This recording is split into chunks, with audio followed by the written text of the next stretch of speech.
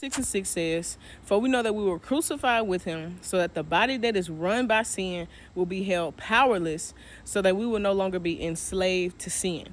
So I was just thinking about how this verse speaks volumes about what Jesus' crucifixion meant for us, because we are fully in our flesh, which is our sinful nature.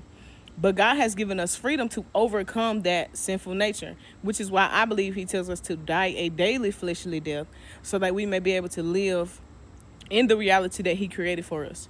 But we see the opposite of freedom as slavery and slavery as freedom, because people feel like God restrains them from being who they desire to be.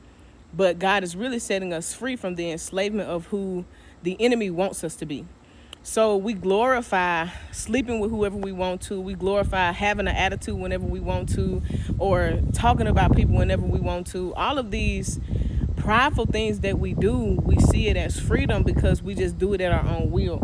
But God is calling us to step out of the jail cell of sin and say no to where we used to only say yes to, and yes to what we could never say no to.